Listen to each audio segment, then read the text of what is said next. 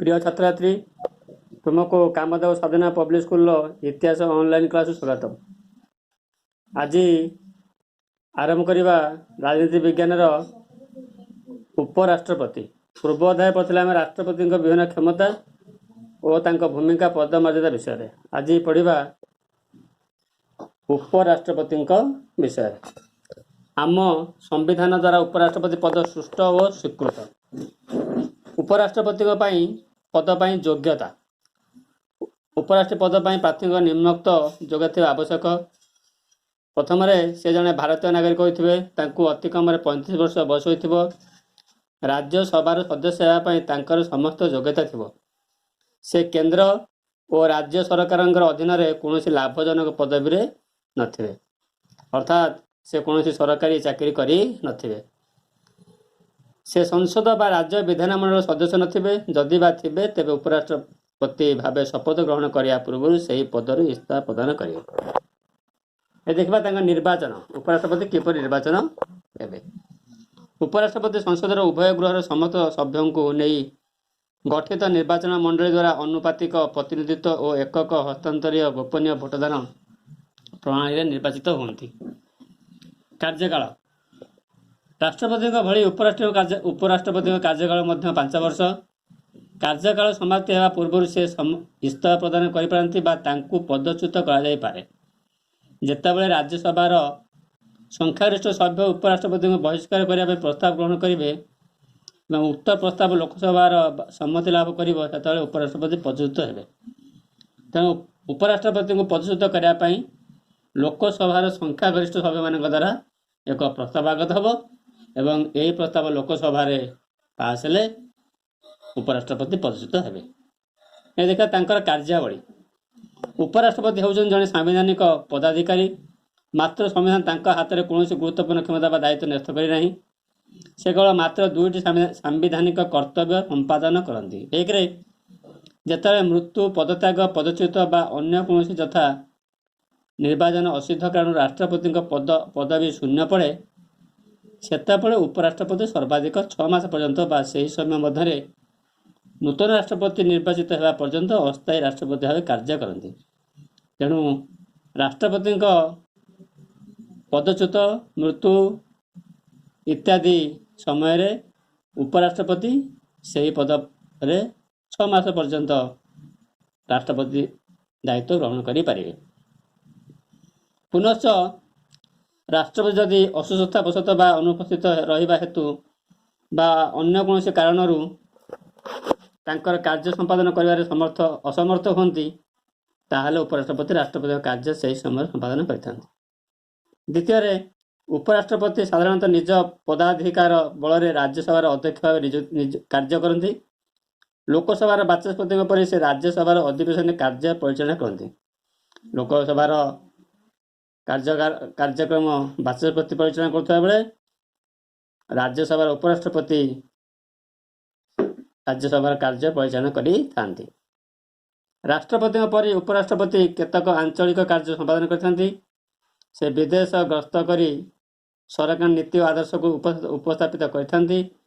अनेक समय विभिन्न सामाजिक तथा सांस्कृतिक उत्सव से मुख्य अतिथि भाव में योगदान करती। एबे देखिबा केंद्र मंत्री परिषद बा यूनियन काउंसिल ऑफ मिनिस्ट्री। आम देशर संसदीय सरकार बा मंत्रिमंडल सरकार कैबिनेट गवर्नमेंट प्रचलित। केंद्र सरकार समस्त कार्यवलिका क्षमता संविधान द्वारा राष्ट्रपति न्यस्त हेले मध्य वास्तव में मंत्रिमंडल बा मंत्री परिषद काउंसिल ऑफ मिनिस्टर्स यही समस्त क्षमता प्रयोग करते। तेणु आम संविधान राष्ट्रपति समस्त क्षमता अर्पण करते से वास्तव क्षमता अधिकारी नुहति। केंद्र सरकार समस्त कार्यवलिका क्षमता संविधान द्वारा राष्ट्रपति न्यस्त हेले केंद्र मंत्रिमंडल वास्तव शासन मुख्य अटंती। यही समस्त क्षमता प्रयोग करते। संविधान 74(1) धारा उल्लेख रही जे राष्ट्रपति कार्य संपादन सहायता करने एवं तांको परामर्श प्रदान करने प्रधानमंत्री अध्यक्षतार एक मंत्री परिषद रहिबो। देखिए मंत्री परिषद गठन किपर। प्रधानमंत्री होउछन्ते केंद्र मंत्री परिषदर मुख्य ପ୍ରତ୍ୟେକ ସାଧାରଣ ନିର୍ବାଚନ ପରେ ଲୋକସଭାରେ ସଂଖ୍ୟାଗରିଷ୍ଠ ହାସଲ ଲାଭ କରିଥିବା ଗୋଟିଏ ରାଜନୈତିକ ଦଳ ବା ଏକାଧିକ ଦଳର ମେଣ୍ଟର ନେତାଙ୍କୁ ରାଷ୍ଟ୍ରପତି ପ୍ରଧାନମନ୍ତ୍ରୀ ଭାବେ ନିଯୁକ୍ତି ଦିଅନ୍ତି। ପ୍ରଧାନମନ୍ତ୍ରୀଙ୍କ ପରାମର୍ଶ କ୍ରମେ ରାଷ୍ଟ୍ରପତି ଅନ୍ୟ ମନ୍ତ୍ରୀଙ୍କୁ ନିଯୁକ୍ତି ପ୍ରଦାନ କରନ୍ତି। ମନ୍ତ୍ରିପରିଷଦ ସଦସ୍ୟମାନେ ସଂସଦର ଯେକୌଣସି ଗୃହର ସଦସ୍ୟ ଥାଇପାରନ୍ତି। ଯଦି କୌଣସି ବ୍ୟକ୍ତି ସଂସଦର ସଭ୍ୟ ନ ଥାଇ ମନ୍ତ୍ରୀ ଭାବେ ନିଯୁକ୍ତି ହୁଅନ୍ତି, ତାହେଲେ ତାଙ୍କୁ 6 ମାସ ମଧ୍ୟରେ ସଂସଦର ଯେକୌଣସି ଗୃହର ସଭ୍ୟ ଭାବେ ନିର୍ବାଚିତ ହେବାକୁ ପଡ଼ିବ, ନଚେତ୍ ସେ ମନ୍ତ୍ରୀ ପଦ ହରାଇବେ। ଅର୍ଥାତ୍ ନିର୍ବାଚିତ ସଦସ୍ୟମାନଙ୍କୁ ପ୍ରଧାନମନ୍ତ୍ରୀ ମନ୍ତ୍ରୀ ଭାବେ ନିଯୁକ୍ତି ଦେଇଥାନ୍ତି।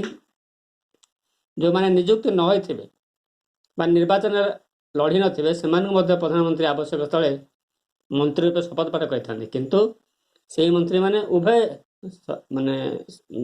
ସଦନ ଯାହାକି ଲୋକସଭା ଓ ରାଜ୍ୟସଭାରୁ ନିର୍ବାଚିତ ହେବାକୁ ବାଧ୍ୟ। ମନ୍ତ୍ରୀମାନଙ୍କର ସଂଖ୍ୟା ଓ ମନ୍ତ୍ରୀ ପରିଷଦ ଆକାର ଓ ସ୍ୱରୂପ ପ୍ରଧାନମନ୍ତ୍ରୀ ସ୍ଥିର କରିଥାନ୍ତି। ତେବେ ସାମ୍ପ୍ରତିକ ବ୍ୟବସ୍ଥା ଅନୁସାରେ କେନ୍ଦ୍ର ମନ୍ତ୍ରିପରିଷଦର ସଭ୍ୟ ସଂଖ୍ୟା ଲୋକସଭାର ସଭ୍ୟ ସଂଖ୍ୟାର 15%ରୁ ଅଧିକ ହେବ ନାହିଁ। ମନ୍ତ୍ରିପରିଷଦ ଗଠନ ବେଳେ ପ୍ରଧାନମନ୍ତ୍ରୀ ଦେଶର ବିଭିନ୍ନ ରାଜ୍ୟ, ଅନୁସୂଚିତ ଜାତି, ଜନଜାତି ତଥା ମହିଳାମାନଙ୍କୁ ଉପଯୁକ୍ତ ପ୍ରତିନିଧିତ୍ୱ ଦେଇଥାନ୍ତି। ସେହିପରି ମିଳିତ ମନ୍ତ୍ରିମଣ୍ଡଳ ଗଠନରେ ମେଣ୍ଟ ଦଳ ସଭ୍ୟ ସଂଖ୍ୟା ତଥା ମନ୍ତ୍ରିପଦର ଗୁରୁତ୍ୱ ପୂର୍ବ ଅଭିଜ୍ଞତାକୁ ବିଚାରକୁ ନିଆଯାଇଥାଏ। ଏବେ ଦେଖିବା ମନ୍ତ୍ରୀ ପରିଷଦର ଶ୍ରେଣୀ ବିଭାଗ। ମନ୍ତ୍ରିପଦ ସାଧାରଣତଃ 4 ପ୍ରକାର ମନ୍ତ୍ରୀ ଥାନ୍ତି।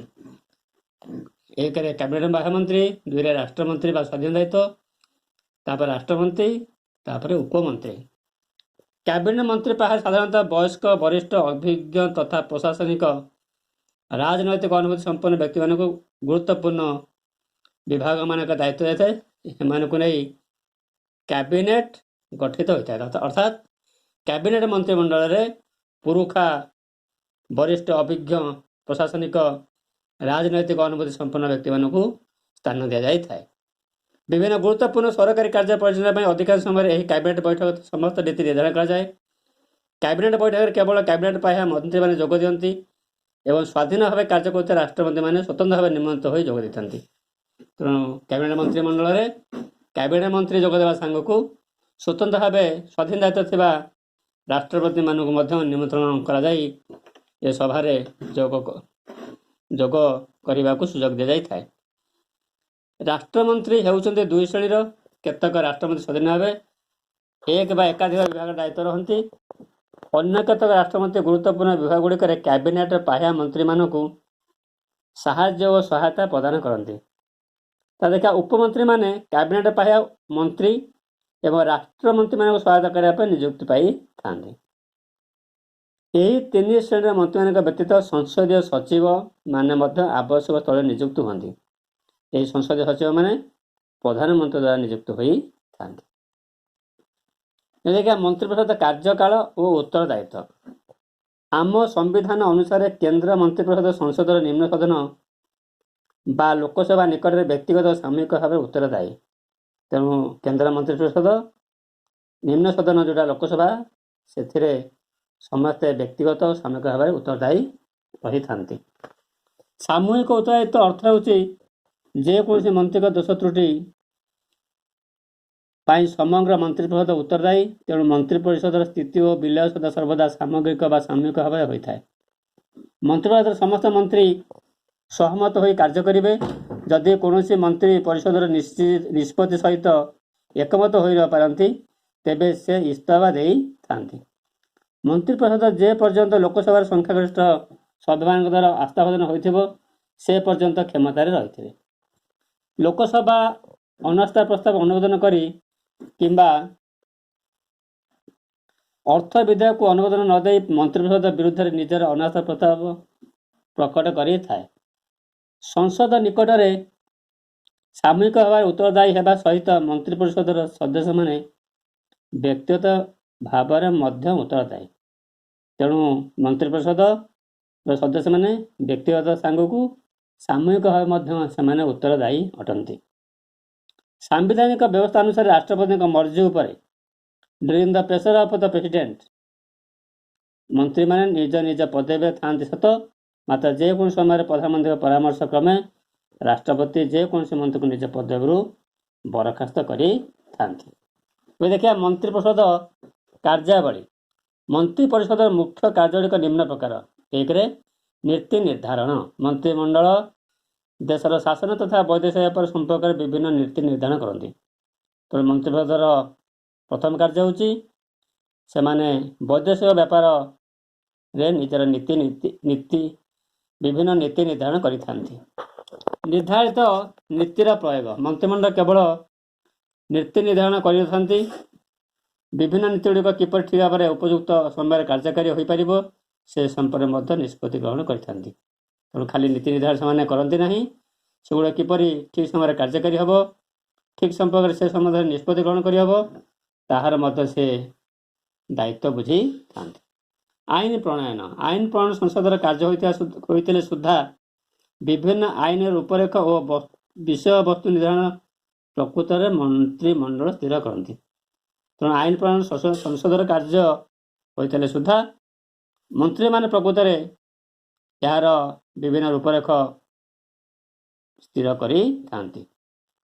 ଅର୍ଥ ସମ୍ବନ୍ଧୀୟ। ଦେଶର ଆୟବ୍ୟୟର ବିଭିନ୍ନ ସୂତ୍ର ନିର୍ଦ୍ଧାରଣ ଓ ବଜେଟ୍, ଯାହାକୁ ଆୟବ୍ୟୟ ଅଟକଳ କହନ୍ତି, ଏହାର ପ୍ରସ୍ତୁତି ଇତ୍ୟାଦି ମନ୍ତ୍ରିମଣ୍ଡଳ ଦ୍ୱାରା ଅନୁମୋଦିତ ହୁଏ।